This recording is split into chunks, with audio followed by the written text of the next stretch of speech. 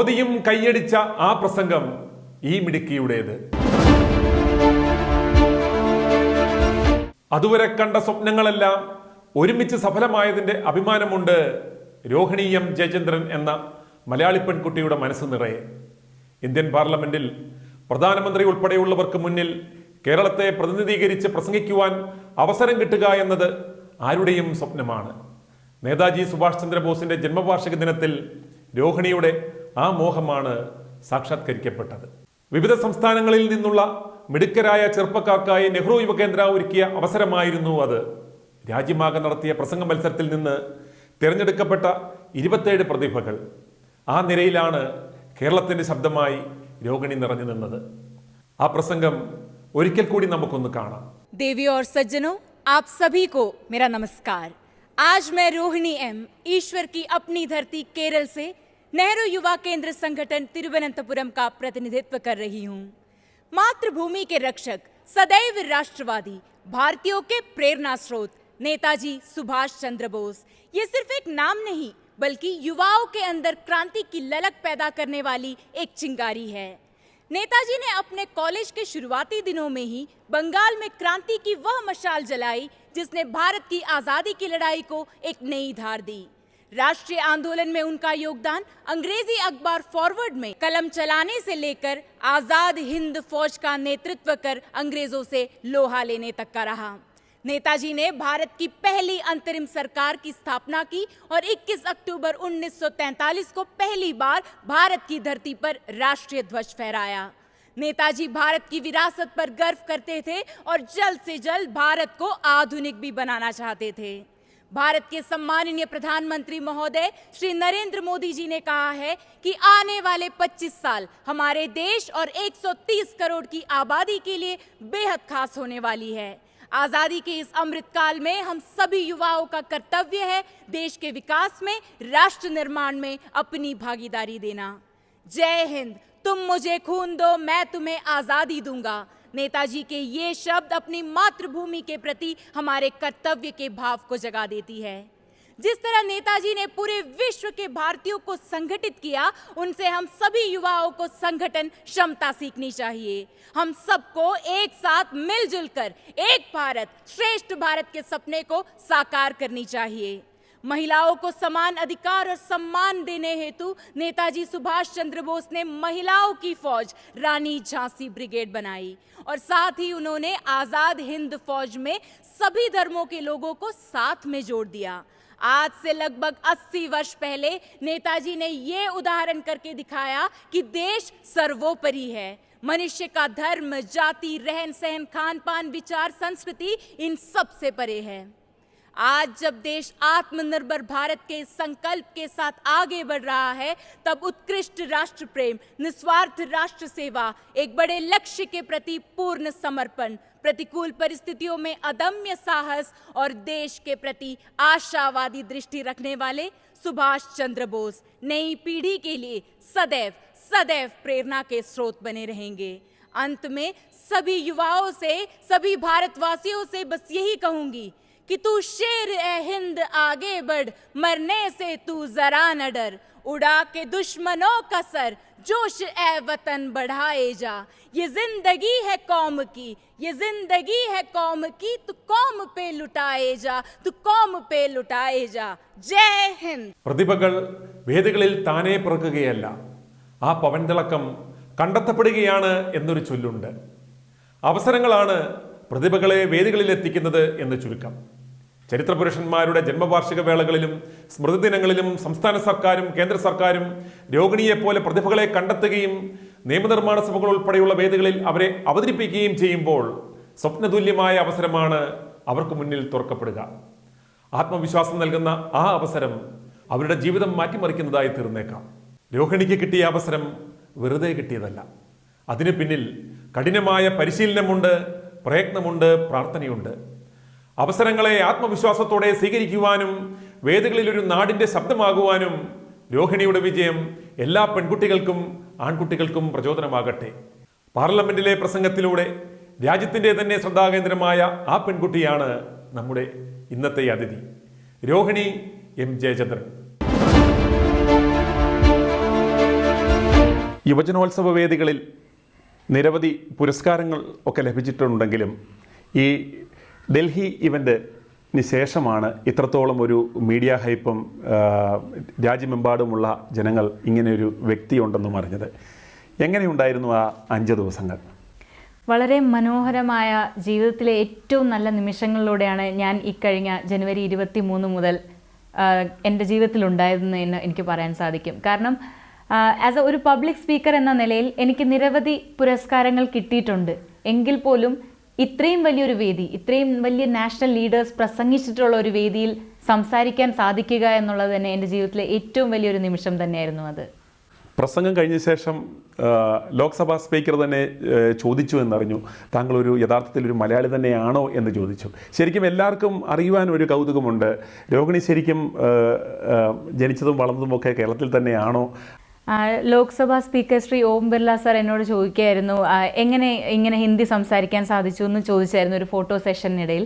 അപ്പോൾ എനിക്ക് തോന്നുന്നത് എൻ്റെ അച്ഛൻ പട്ടാളത്തിലായിരുന്നു. അപ്പം ഞാൻ ജനിച്ചതൊക്കെ കേരളത്തിലാണ്, എങ്കിൽ പോലും അച്ഛൻ പട്ടാളത്തിലായത് കാരണം അച്ഛൻ എപ്പോൾ നാട്ടിൽ ഫോൺ വിളിച്ചാലും അച്ഛൻ നമ്മളോട് ഹിന്ദിയിൽ സംസാരിക്കുമായിരുന്നു.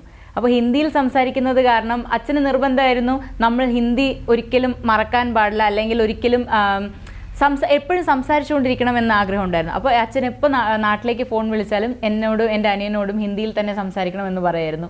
അങ്ങനെ ഹിന്ദിയിൽ സംസാരിച്ചാണ് എനിക്ക് തോന്നുന്നു ഇന്ന് ഒരു ഹിന്ദിയിൽ ഒരു ആക്സെൻ്റ് ഇല്ലാതെ, ഒരു സൗത്ത് ഇന്ത്യൻ ആക്സെൻ്റ് ഇല്ലാതെ സംസാരിക്കാൻ സാധിക്കുന്നത്. അതിന് നന്ദി പറയേണ്ടത് അച്ഛനോട് തന്നെയാണ്. കാരണം അച്ഛൻ അന്ന് അങ്ങനെ ഒരു തീരുമാനം എടുത്തത് കൊണ്ടാണ് അങ്ങനെ സാധിച്ചത്. നമ്മുടെ ഒരു വിദ്യാഭ്യാസ കാലഘട്ടത്തെക്കുറിച്ചൊന്ന് പറയാൻ പറ്റുമോ? ഞാൻ കേന്ദ്രീയ വിദ്യാലയ പട്ടത്താണ് പഠിച്ചത്. എൻ്റെ സ്കൂൾ ജീവിതം KV പട്ടത്തായിരുന്നു. അതിനുശേഷം SN കോളേജ് ചെമ്പഴന്തിയിൽ ആദ്യം BSc കെമിസ്ട്രി പഠിക്കുകയും പിന്നീട് MA ഇംഗ്ലീഷാണ് പോസ്റ്റ് ഗ്രാജുവേഷൻ എടുത്തത്. അതിനുശേഷം ഈ ഒരു കോളേജ് ടൈമിലെല്ലാം പ്രസംഗ മത്സരത്തിലെല്ലാം പങ്കെടുക്കുമായിരുന്നു. അതിനുശേഷം 2020 എനിക്ക് തോന്നുന്നു ലൈഫിലെ ഏറ്റവും വലിയൊരു മത്സരത്തിൽ എനിക്ക് വിജയം ലഭിക്കുന്നത് 2020 നാഷണൽ യൂത്ത് ഫെസ്റ്റിവലിൽ കേരളത്തെ പ്രതിനിധീകരിച്ച് പ്രസംഗ മത്സരത്തിൽ പങ്കെടുക്കുകയും അന്ന് ഫസ്റ്റ് പ്രൈസ് കിട്ടുകയും ചെയ്തിരുന്നു. അതിനുശേഷം ആണ് കല്യാണം കഴിയുന്നതും. പിന്നെ ഞാൻ കരുതിയത് ഓക്കെ, ഇനി മത്സരങ്ങളെല്ലാം കഴിഞ്ഞല്ലോ, കാരണം കോളേജ് ലൈഫ് കഴിഞ്ഞു. പിന്നെയാണ് ഇങ്ങനെ ഒരു അവസരം നെഹ്റു യുവ കേന്ദ്ര എന്ന ഒരു സംഘടന ഒരു വാട്സാപ്പ് ഗ്രൂപ്പ് വഴി ഞാൻ കാണുന്നത്, ഈ ഒരു അഡ്വർടൈസ്മെൻറ്റ്.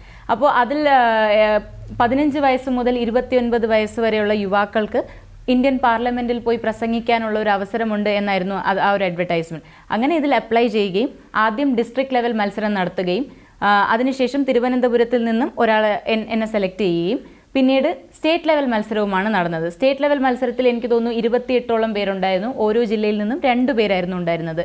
അതിനുശേഷം അതിൽ കിട്ടിയപ്പോൾ എനിക്ക് മനസ്സിലായി, ഓക്കെ, കേരളത്തെ ഞാൻ റെപ്രസെൻറ്റ് ചെയ്യുകയാണ്. പക്ഷേ ഏറ്റവും വലിയൊരു കടമ്പ എന്ന് പറയുന്നത് അവിടെ 8 പേർക്ക് മാത്രമേ സംസാരിക്കാൻ സാധിക്കുകയുള്ളൂ.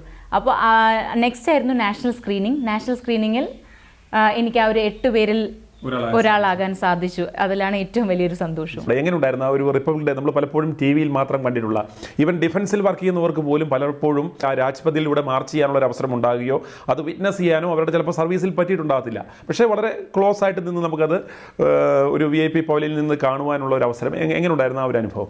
കുട്ടിക്കാലത്ത് എല്ലാ റിപ്പബ്ലിക് ഡേക്കും നമ്മൾ രാവിലെ തന്നെ TV ഇടുമായിരുന്നു. കേരളത്തിൻ്റെ പ്ലോട്ട് കാണാൻ വേണ്ടിയായിരുന്നു.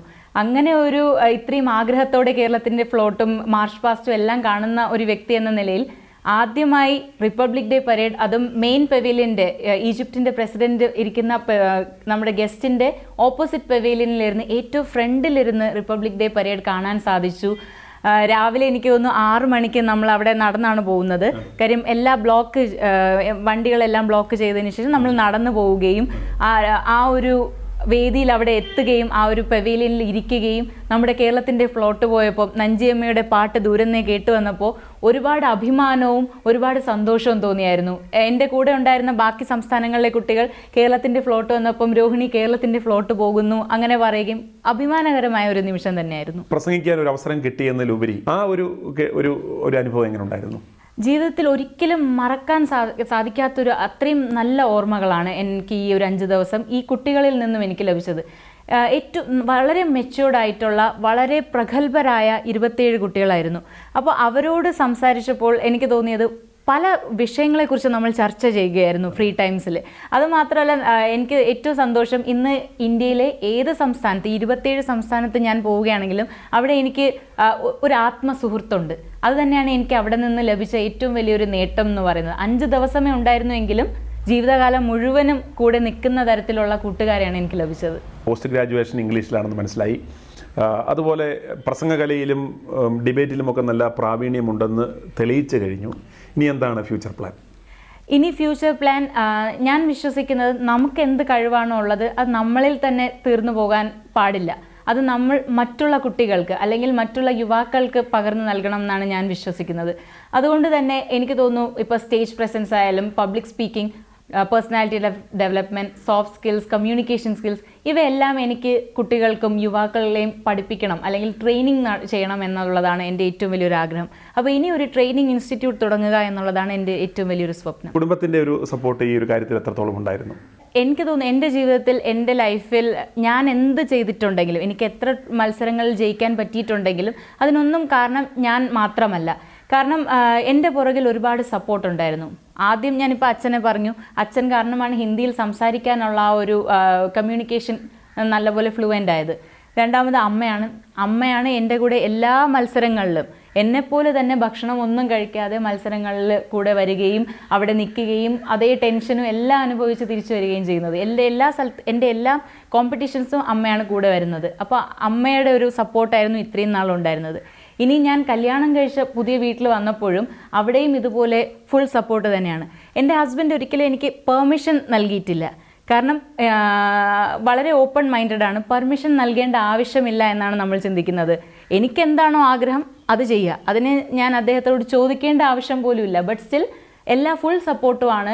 എന്താണോ എനിക്കിഷ്ടം അത് ചെയ്യാം എന്നുള്ളൊരു രീതിയിലാണ് ഹസ്ബൻഡ് ആയാലും ഹസ്ബൻഡിൻ്റെ ഫാമിലി ആയാലും. അപ്പോൾ അതുകൊണ്ട് ഞാൻ വളരെ ബ്ലെസ്ഡ് ആണ് എനിക്ക് ഇത്രയും നല്ലൊരു ഫാമിലി ലഭിച്ചതിൽ.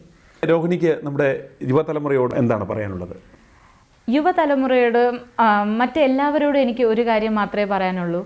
മറ്റുള്ളവർ എന്ത് ചിന്തിക്കും എന്നുള്ളൊരു ചിന്തയിൽ നമ്മൾ ഒരിക്കലും ജീവിക്കാൻ പാടില്ല.